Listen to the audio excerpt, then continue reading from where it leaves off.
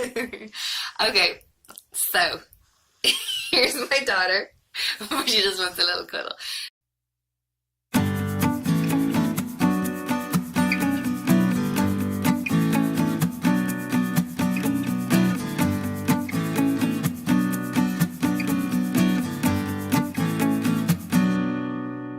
Hi, it is Carol here from Thatirishschoolhouse. Welcome to my channel.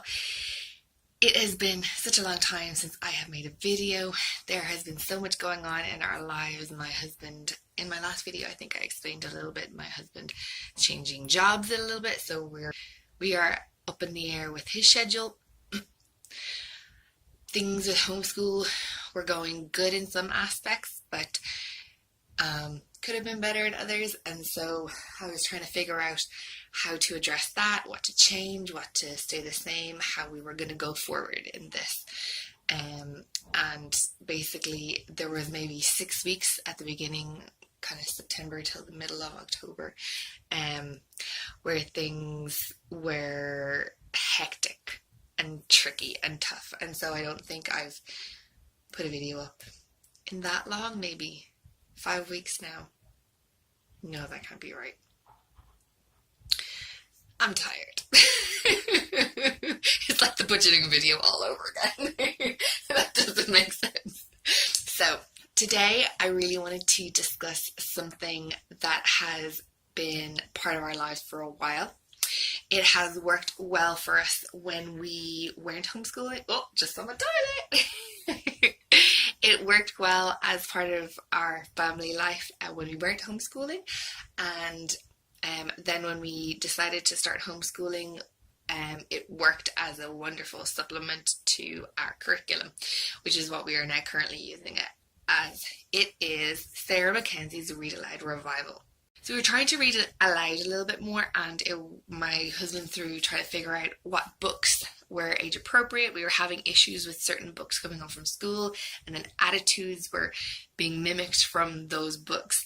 And so my husband was researching, how to figure out what's a good book, what's not a good book, and what are good books for certain age groups. Came across Read Aloud Revival, Sarah McKenzie. I will link it below. And we started listening to her podcast. We downloaded her Booklist, which is free. Her podcast is free. Signed up to her email, which is also free. Found that really useful, encouraging. I think it's maybe every 2 weeks. It's not super, it's not all the time anyway, not super frequent. And so we found that really helpful. So we started using, my husband started ordering books specifically from the Booklist. We found them wholesome, ethics-wise, character-wise. They were building up children. They weren't putting down parents in terms of the way that maybe something like Peppa Pig or Diary of a Wimpy Kid would.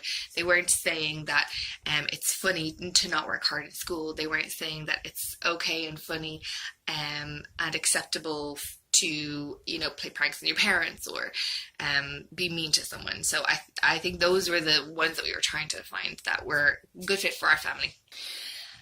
Now, this year is when the change came. So that was what we got from it free, which is like the book list. Some of the podcasts was really encouraging of, in terms of it's okay to have fidgety children while you're reading aloud, how to read aloud for multiple age ranges, what you should be doing while you read aloud, what your kids should be doing while you read aloud, how long to read aloud for, what should your read aloud time look like, what are the benefits of reading aloud, what age range, if you have multiple age ranges, what age range or ability should you hit or should you aim for when you are reading aloud. And so all those things are really helpful. So I think it is really helpful to have someone tell you that it's okay for your child not to sit still when you're reading aloud, and to just persist. It's okay and good for your children to be coloring in or drawing or painting or something while you're doing it. It doesn't mean that they're not listening.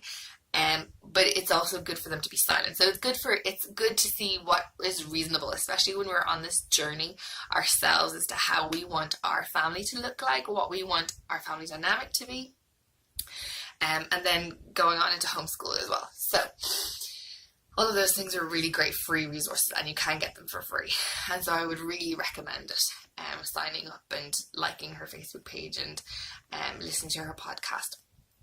This year we became members of the Read Aloud Revival. It is, I don't know the whole details, but it is open maybe for membership twice or 3 times a year, I don't know. And you get more emails and you get access to a hub of videos that she has done, like, so master classes is the one that I use a lot, which it would be where she's teaching classes on certain topics. So she's a homeschooling mom, and so that's where I would be getting a lot of my my wisdom from. So I would be getting it from first I would be searching around on YouTube, but that was taking a lot of time to find people who have the same thinking as us and the same ethos, the same background, because you have to research into them before you start watching the videos to see actually is their advice sound advice. So I'm happy with her and her dynamic and her background, and I feel like we're kind of heading towards the same thing, and our hopes and dreams for our kids is similar to her hopes and dreams for her kids, and how we're raising them would be quite similar. So I find the masterclass is really helpful because it's coming from an older and wiser mom and also an older and wiser homeschooler. Excuse me, Mom? Yes, Boo. Hunter said he loved all of the Barbies, but then he changed his mind. That's okay for him to change his mind. What movie do you want to watch? I want to watch Barbie and the Secret Doors. What does he want to watch? He wants to watch Batusi. Why don't you watch Batusi and then you watch Barbie and the Secret Door when Micah comes down, because he loves that movie and he'll want to watch it too. Is that okay? Great. Okay, so here's my daughter. She just wants a little cuddle. So I think that that is something that I really find useful, is her master classes, and I listen to her podcast anyway, which I could get for free. Then the other aspect of the membership, which I think is worthwhile, is that they have monthly family book clubs, and so they will recommend certain books and they will be reading them or encouraging you to read them that month, and then at the end of the month you will have access to the author. And so they do a live webinar, I don't know what you call it, where the author and her have a discussion, and then you can ask the author questions.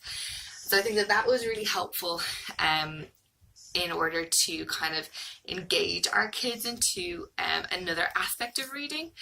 It was interesting for us, interesting for them. Maybe stop. And so I think that was really that's a good one too. That's a good reason to be part of the membership. It's not hugely expensive. I think $15, €13. There's also so many good books out there. Even with her book list, there's so many good books out there. It's helpful to have kind of per month, each month, this is what we're doing next, this is the next one that we're doing. So I think that is well worth what we are paying for it. It is also part of our literature program. So in my previous videos I was saying about Sunlight being very literature based. She's being silly. And that's an aspect of Sunlight that I really enjoyed, and so we knew that we wanted to keep that going. Overall, I would recommend it. I do think there's merit and worth in it in becoming a Read Aloud family. The children are using a lot more words than even inappropriate. They're using them in appropriate situations, so I think that they are learning a lot, even from just the books that we are reading right now. So I think that it is well worth it. Check out the link, check out some of our podcasts, check out the book list, and I will see you again. Bye. Maybe say bye. Bye.